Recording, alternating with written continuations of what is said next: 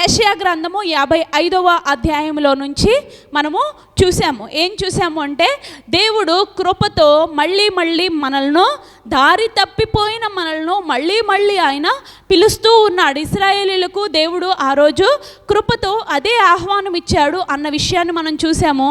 అయితే మనం ఏం చూసామంటే, ఆకలి కొనిన వారులారా, దప్పికొనిన వారులారా, నా యొద్దకు రండి, నేను మీకు జీవాహారం ఇస్తాను అని చూసాం కదా. ఇంకేం చూసాము, ఆహారం కాని దాని కొరకు తాపత్రయ పడవద్దు, అది ఈ లోకంలోనిది, కానీ జీవాహారం ఇచ్చేవాడు నేనే, కాబట్టి నా యొద్దకు రండి, సారము కలిగిన ఆహారము భుజించాలి అని ప్రభు అక్కడ ఇస్తున్నాడు. చూడండి 55వ అధ్యాయము 2వ వచనం, ఆహారము కాని దాని కొరకు మీరెలా రూకలిచ్చెదరు, సంతృష్టి కలుగజేయని దాని కొరకు మీ కష్టార్జితమును ఎందుకు వ్యయపరిచెదరు.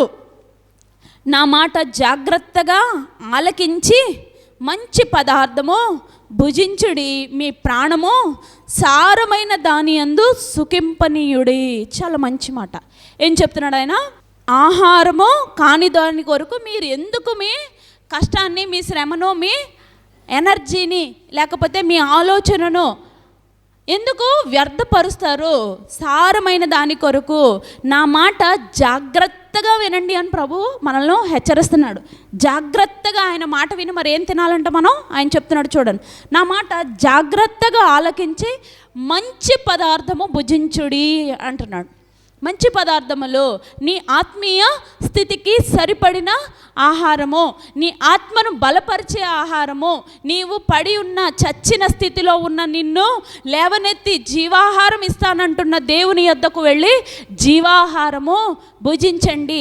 అది మీ ఎముకలకు సత్తువనిస్తుంది, మీ ప్రాణమును తెప్పరెల్ల చేస్తుంది అని ప్రభు చెప్తున్నాడు అక్కడ. ఇంకేం చెప్తున్నాడు చూడండి, మీ ప్రాణము సారమైన దాని యందు సుఖింపనీయుడి అంటున్నాడు. దేని యందు సుఖపడాలంట మనం? ఈ లోకంలోని వ్యర్థమైన వాటి యందు మన ప్రాణాన్ని మనం సుఖపరచుకోవాలనుకున్నాం అనుకోండి, అది ఒకనాటికి క్షయమైపోయేది కదా. క్షయమైపోయేది అంటే నాశనం అయిపోయేది. ఎఫెసీయులకు రాసిన పత్రికలో మనం అదే చూస్తాం. క్షయమైపోయిన దాని యందు మీ మనసు ఉంచక అక్షయమైన ఆయన రాజ్యము కొరకు మీరు ఎదురు చూడండి. 3వ వచనం చూడండి, చెవి ఒగ్గి నా యొద్దకు రండి, మీరు వినిన ఎడల మీరు బ్రతుకుదురు, నేను మీతో నిత్య నిబంధన చేసేదను, దావీదునకు చూపిన శాశ్వత కృపను మీకు చూపుదును. ఇదిగో జనములకు సాక్షిగా అతన్ని నియమించి తిని, జనములకు రాజుగాను అధిపతిగాను అతని నియమించి తిని. నీవెరుగని జనులను నీవు పిలిచెదవు, నిన్నెరుగని జనులు యెహోవా నిన్ను మహిమపరచగా చూచి, నీ దేవుడైన యెహోవాను బట్టి, ఇశ్రాయేలు పరిశుద్ధ దేవుని బట్టి నీ వద్దకు పరుగెత్తి వచ్చెదరు.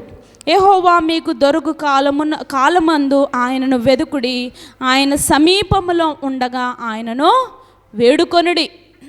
ఈ దినం మనం 3వ వచనం మీద కాన్సన్ట్రేట్ చేద్దాం. చెవి యొగ్గి నా యొద్దకు రండి అని ఆయన పిలుస్తూ ఉన్నాడు. ఏంటి? చెవి యొగ్గి మీరు వినిన ఎడల మీరు బ్రతుకుదురు. కండిషన్స్ ఇచ్చేసాడు అక్కడ. మీరు నా మాటే వినాలి అని చెప్తున్నాడు కదా. ఆయన స్పష్టంగా చెప్తున్నాడు. పోయిన వారం చూసాం మనం, యేసుక్రీస్తు ప్రభు వారే స్వయంగా ఏం చెప్పారంటే, జీవాహారమును యోహాను సువార్త 6వ అధ్యాయంలో 33, 34 వచనాల్లో మనం అదే చూసాం. ఏంటి? జీవాహారమును నేనే, నా యొద్దకు రండి అని ఆయన పిలుస్తున్నాడు. అదే ఇన్విటేషన్ని కింద మళ్ళీ ప్రభు గుర్తు చేస్తున్నాడు. చెవి యొగ్గి నా యొద్దకు రండి. ఈ లోకంలో మీరు ఎక్కడికి వెళ్ళి సుఖించాలనుకున్నా అది ఒకనాటికి క్షయమైపోయేది. అక్షయమైన నా సన్నిధిలోనికి రండి, చెవి యొగ్గి నేను చెప్పే మాటలు వినండి, నేనిచ్చే ఆహారము తినండి, అప్పుడు మీ ప్రాణమునకు సేద తీరుతుంది, మీ ప్రాణము నా యందు సుఖించనీయండి అని ప్రభు చాలా స్పష్టంగా ఆయన వివరిస్తూ ఆయన ఆహ్వానం పలుకుతున్నాడు. ఇంకేమనుందో చూడండి, మీరు వినిన ఎడల మీరు బ్రతుకుదురు. ఏంటంట? మీరు వినిన ఎడల మీరు బ్రతుకుదురు. చెవి యొగ్గి నా యొద్దకు రండి, మీరు వినిన ఎడల మీరు బ్రతుకుతారు అని ప్రభు చాలా స్పష్టంగా చెప్తున్నాడు. మరి ఏం వినాలి? యెషయా 51వ అధ్యాయంలో మన పరిస్థితి ఏంటి, మన దుస్థితి ఏంటి అన్నది మనకు అక్కడ కనబడుతుంది. 51వ అధ్యాయము 4వ వచనంలో ఉంది చూడండి. నా ప్రజలారా నా మాట ఆలకించుడి, నా జనులారా నాకు చెవియొగ్గి వినుడి. ఉపదేశము నా యొద్ద నుండి బయలుదేరును, జనములకు వెలుగు కలుగునట్లుగా నా విధిని నియమింతును. నేను ఏర్పరచు నా నీతి సమీపముగా ఉన్నది, నేను కలుగజేయు రక్షణ బయలుదేరుచున్నది. ఉపదేశము నా యొద్ద నుండి బయలుదేరును. కాబట్టి మీరు ఎవరి మాట వినాలి?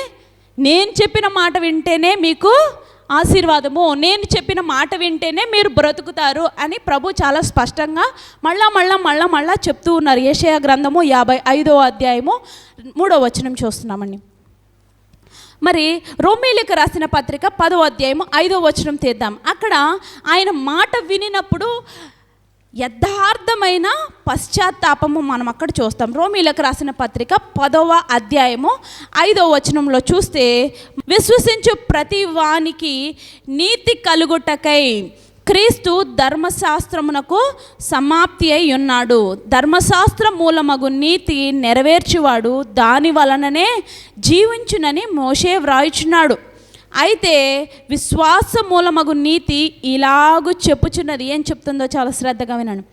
ఎవడు పరలోకములోనికి ఎక్కిపోవును అనగా క్రీస్తును క్రిందికి తెచ్చుటకు, లేక ఎవడు అగాధములోనికి దిగిపోవును అనగా క్రీస్తును మృతులలో నుండి పైకి తెచ్చుటకు అని నీ హృదయములో అనుకొనవద్దు. ఏమంటున్నాడు? చాలామందికి అదే కదా డౌట్. ఏంటి, ఎవరు చూసొచ్చారులే, మనం చచ్చిపోతే పైకి వెళ్తామో కిందకి వెళ్తామో ఎవరు చూసొచ్చారులే అన్న వాళ్ళకే సమాధానం చెప్తున్నాడు అక్కడ భక్తుడు. ఏమని? అలా అనుకోవద్దు. చనిపోయిన క్రీస్తుని కింద నుంచి నేను ఎక్కడ తీసుకురాగలను, లేకపోతే పైకి వెళ్ళిపోయిన క్రీస్తుని కిందకి ఎలా రాగలను అని అనుకోవద్దు. రక్షణ కార్యం ఆల్రెడీ జరిగిపోయింది అని కింద చెప్తున్నాడు చూడండి అని అనుకొనవద్దు. అదేమనగా వాక్యము నీ యొద్దను, నీ నోటను, నీ హృదయములోను ఉన్నది. మనస్సాక్షి అంటే ఏంటి? ఆల్రెడీ ఆయన నీ హృదయం అనే పలక మీద ఈ వాక్యములన్నీ కూడా ఆల్రెడీ ఆయన లిఖించేశాడు. అది మనస్సాక్షి. ఆ మనస్సాక్షి ఇక్కడ మళ్ళీ భక్తుడు గుర్తు చేస్తున్నాడు అనమాట. నీ హృదయంలో, నీ నోటిలో, ఇంకేమన్నా చూడండి, నీ వాక్యము నీ యొద్దను, నీ దగ్గర ఉంది, నీ నోటను, నీ హృదయంలోనూ ఉన్నది. అది మేము భక్తుడు చెప్తున్నాడు. మేమందరం ప్రకటించే విశ్వాస వాక్యము అదే. మరలా అమ్మా అయ్యా నీ హృదయంలో ఇదే వాక్యం కనబడుతుంది, మరి దీనికి ఎందుకు మీరు రెస్పాండ్ అవ్వట్లేదు, ఎందుకు దేవుడు పిలిచిన పిలుపుకు మీరు లోబడలేకపోతున్నారు అని అక్కడ చెప్తూ ఆయన ఏం చెప్తున్నాడు చూడండి. ఒకవేళ విశ్వసించిన వారికి వచ్చే ఆశీర్వాదం అక్కడ చూస్తాం చూడండి అని అనుకోనవద్దు. అదేమనగా వాక్యము నీ యొద్దను, నీ నోటను, నీ హృదయంలోనూ ఉన్నది. అది మేము ప్రకటించు విశ్వాస వాక్యమే. అదేమనగా యేసు ప్రభువుని చూడండి. రక్షణ కార్యం ఇది. బాప్తిస్మం తీసుకునేవారు ఇలాగూ రక్షింపబడతారు. వారే కాదు, రక్షింపబడిన ప్రతి ఒక్కరూ వారి హృదయంలోనికి వాక్యం వెళ్ళినప్పుడు ఇలాంటి కార్యమే జరగాలి. ఇది యథార్థమైన నిజమైన రక్షణ ఒప్పుకోలు. చూడండి, యేసు ప్రభువని నీ నోటితో ఒప్పుకొని దేవుడు మృతులలో నుండి ఆయనను లేపనని నీ హృదయమందు విశ్వసించిన ఎడల నీవు రక్షింపబడుదువు. ఏలయనగా నీతి కలుగునట్లు మనుష్యుడు హృదయంలో విశ్వసించును, రక్షణ కలుగునట్లుగా నోటితో ఒప్పుకొనును. చాలా చక్కని వాక్యం. ఏమంటున్నాడండి? నీతి కలుగునట్లుగా ఏం చేస్తామంట? హృదయంలో విశ్వసిస్తామంట. అవును, ఈ దేవుడే నిజమైన దేవుడు అని విశ్వసించి హృదయంలో ఉంచేసుకుంటే అది ఎప్పటికీ హృదయంలోనే ఉండిపోతుంది.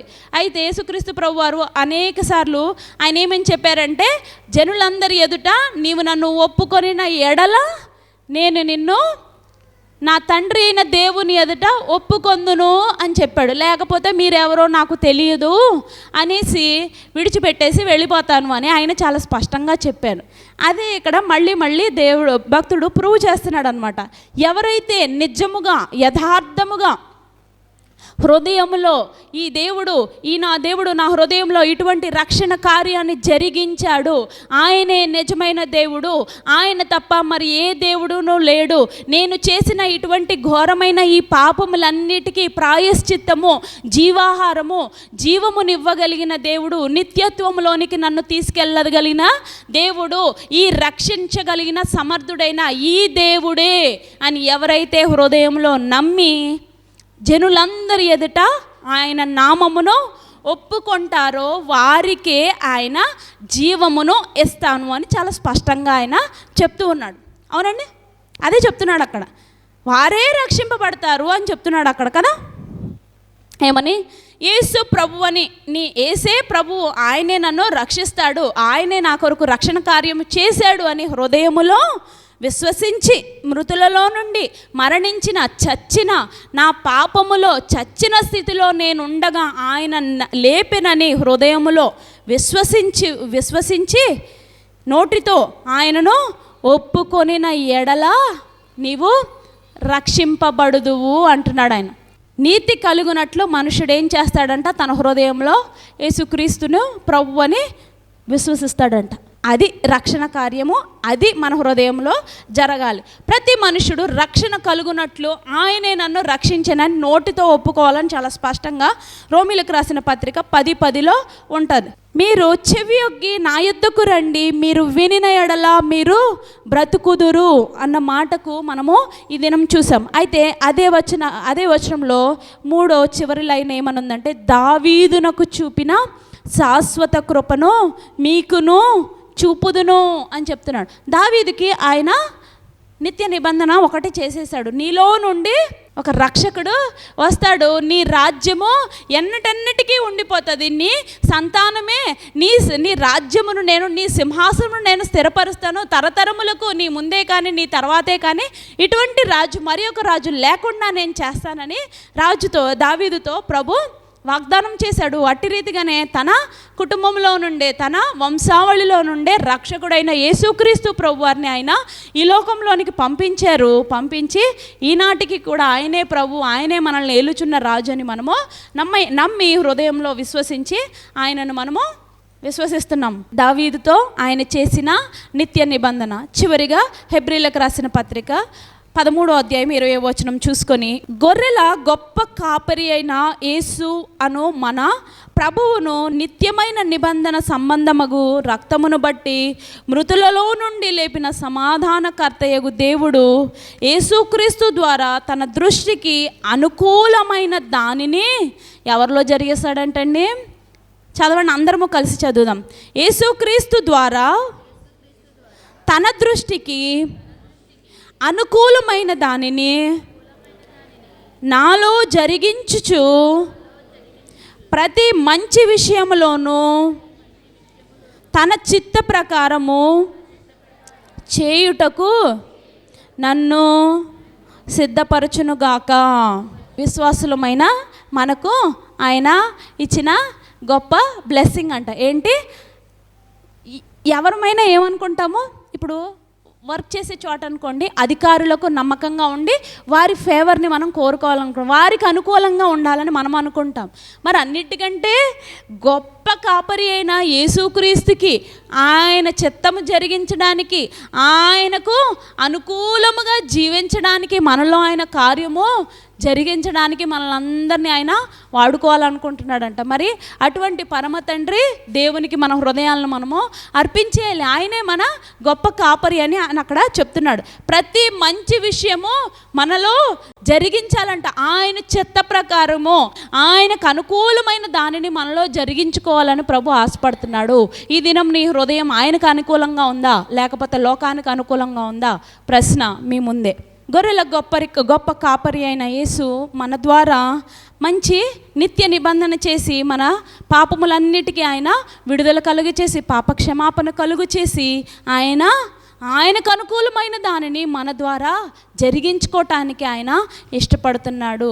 మరి అట్టి దేవునికి మన హృదయాలను మనం అర్పించేసి ఈ దినం మన విరిగిన లేని హృదయంతో ప్రభువైన యేసుక్రీస్తు మహిమపరచబడాలి. అట్టి కృప దేవుడు మనందరికీ దయచేయునుగాక. ఆమేన్.